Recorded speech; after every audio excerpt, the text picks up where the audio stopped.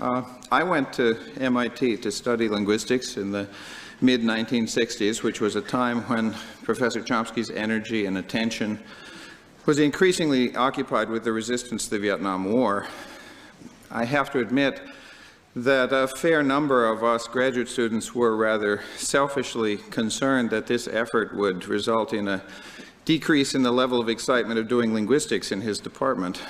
Well, we certainly didn't need to worry. Then, as now, he somehow managed to provide us with a constant series of new challenges in our field, while simultaneously challenging the conscience and sense of complacency of the society and the broader world with a series of incredibly detailed, incisive analyses of the events of our times. Actually, I'm not sure linguistics could have stood the strain of constant innovation that would have resulted if he'd had all his time free for science.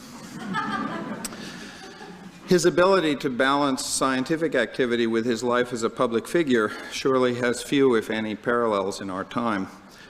Indeed, when I heard the other day about the success of some Scots geneticists in achieving the cloning of a large mammal, I wondered a bit whether their results might not have been anticipated years ago at MIT in secret. I can't imagine how just one Noam Chomsky can possibly keep up with his reading, let alone produce the quantity and quality of written work that he has on linguistic, political, and economic issues, ranging from Timor to the Middle East, to Central America and South America, and to our own society in this country that has come from him in the past 30-odd years.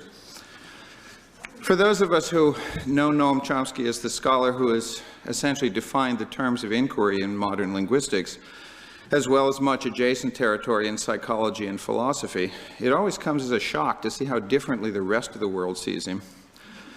I first became aware of this when I realized that the MIT branch of the Harvard Coup stocked copies of his book Aspects of the Theory of Syntax in the Politics and Current Affairs section of the store. I hate to think how many more stores did the same with lectures on government and binding. In responding to his work on political, economic, and social issues, as with his work in linguistics, one can sometimes disagree with the specifics of his analyses and conclusions, but their cogency and coherence are never in doubt. And it's virtually never possible to cite relevant factual or background material that he hasn't read and taken into account.